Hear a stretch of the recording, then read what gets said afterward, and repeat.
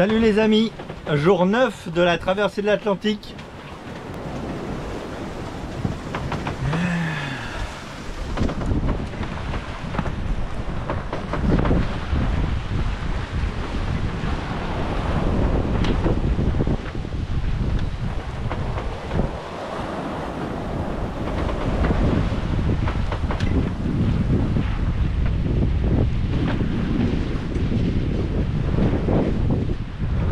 C'est marrant, à la caméra on voit pas du tout les grosses vagues. Hein?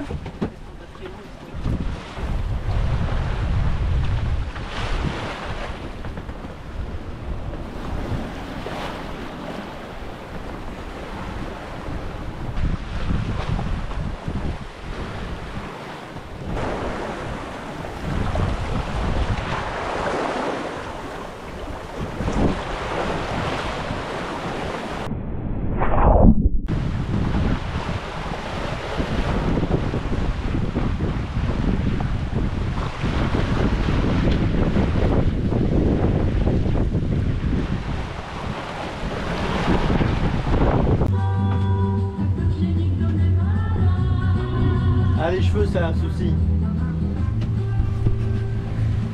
Ah, sur les bateaux, les cheveux c'est un souci en traversée, hein. Alors, attendez, les cheveux c'est un souci. Donc, regardez, on a un Yoja à bord. Alors, est-ce que tu en es content de ta coupe, Victoria? Ouais, ça va. Ça tire un peu les cheveux? Là, plus du tout. Pas du tout? Et pourquoi tu l'as défait alors? Parce que ça me gêne un peu. Ah, mais ça te gêne pourquoi? En fait, c'est les trucs du bas. C'est les extensions du bas, ça t'embête? En fait, ça fait des nœuds bizarres et après, ça s'accroche. Donc là, tu es en train de virer toutes les extensions, c'est ça? Ouais. Bon, c'est juste les 15 derniers centimètres, même pas? Ouais. Regarde, là, t'as déjà du vrai cheveu. Là, il y a des vrais cheveux là? Là, ouais. Des vrais et des faux là? Là, c'est faux, là, c'est vrai. Ah, ok. Et il y a juste un petit peu de faux parce que c'est trop formé.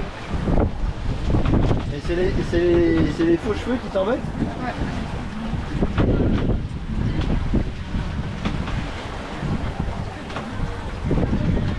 C'est bien parce que ça a été long à faire et c'est long à défaire. En fait, c'est le double effet qui se coule. Tu galères pour les faire, tu galères pour les enlever. Au moins ça occupe. Hein. Et encore 7 jours je pense, peut-être plus même. Il reste 921 000 nautiques à faire. On avance à 5 nœuds, 6 nœuds.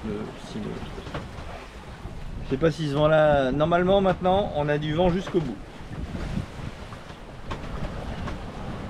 Donc ce qui s'est passé c'est qu'au départ j'ai fait une erreur. Enfin j'ai fait une erreur. On n'est pas assez descendu au sud en fait. On est parti tôt dans la saison pour la traversée. Et donc plus on part tôt, moins on a de vent. Et donc il y avait encore quelques petits trous. Je pense qu'on est parti une bonne semaine trop tôt. Et là ça y est, le vent était, les alizés ont l'air de s'établir vraiment là. En fait quand on est parti, il y avait comme un début d'alizé, mais ça n'a pas tenu. Enfin, après c'était prévu hein, que ça tienne pas. Et je pensais réussir en restant en descendant pas trop au sud à trouver des petites poches de vent pour passer. Mais en fait j'ai pas réussi. Donc il y a eu un moment donné, on s'est retrouvé vraiment sans vent. Moi, j'enlève que juste pas les extensions.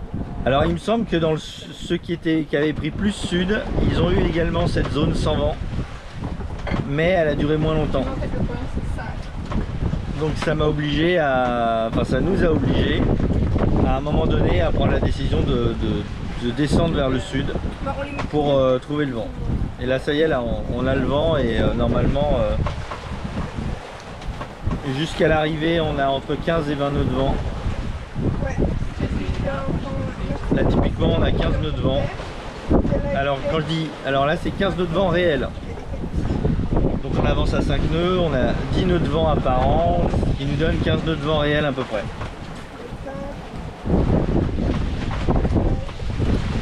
Et on devrait avoir ce vent jusqu'à la Barbade en principe.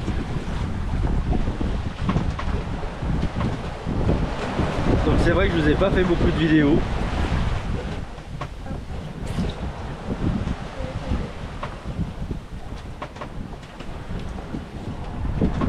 Mais la navigation aller pour descendre, pour traverser vers les Antilles,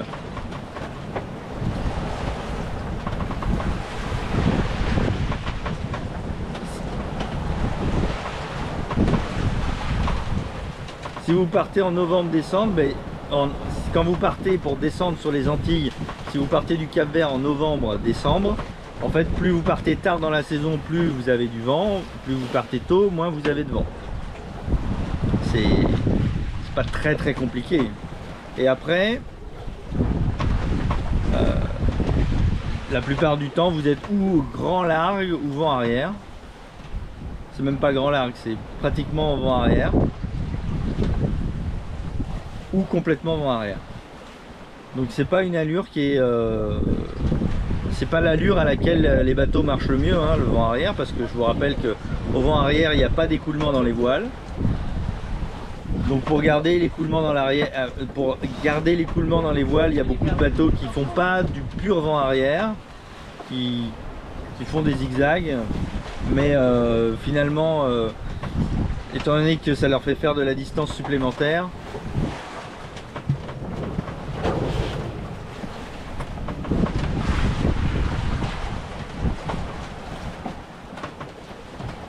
c'est pas forcément beaucoup plus rentable.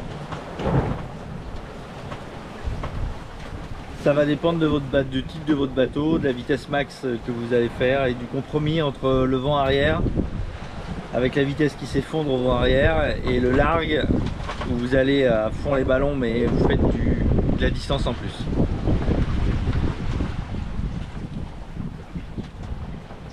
Donc évidemment la solution ça serait d'avoir un énorme spi symétrique à envoyer vent arrière pour faire les 15 jours vent arrière avec un spi. Néanmoins dans les bateaux qu'on a croisés, j'ai pas vu beaucoup de bateaux qui faisaient ça. Et moi j'ai pas de spi donc ça règle le problème. On est à peu près à 900 000 nautiques. Il nous reste à faire.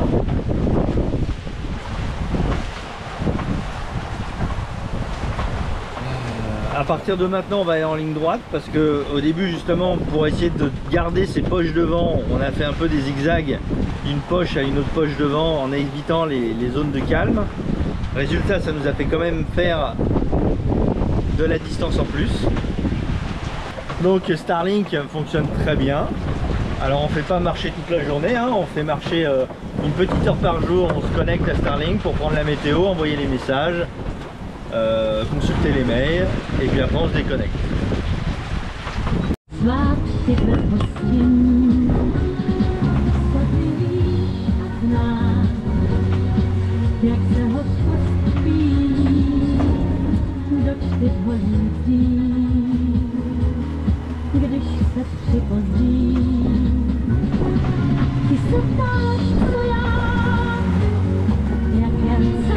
C'est les extensions ça?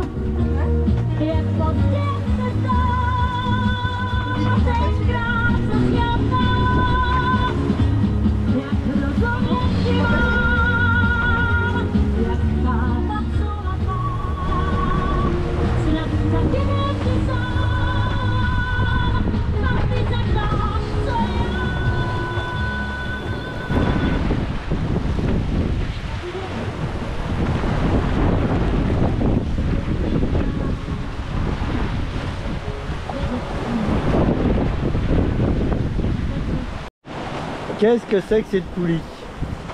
Alors cette poulie, c'est la poulie que j'ai utilisée, c'était un essai. J'ai frappé une poulie au bout de la baume pour utiliser la baume comme un tangon pour mon Génois Côte Zéro. Et oui, ça fonctionne. Ça fonctionne, mais bon, ça veut dire que quand le code 0 est frappé au bout de la baume, ben, ça limite l'utilisation de la grand voile quand même. Ouais, soit il faut pas avoir de grand voile, soit la grand voile est bloquée sur un bord et on peut pas empanner quoi. À moins de tout enlever, donc bon, ça a un avantage, c'est que ça permet d'avoir un deuxième tangon pour pas cher. Mais après ça a un inconvénient, c'est que ça vous bloque dans les manœuvres.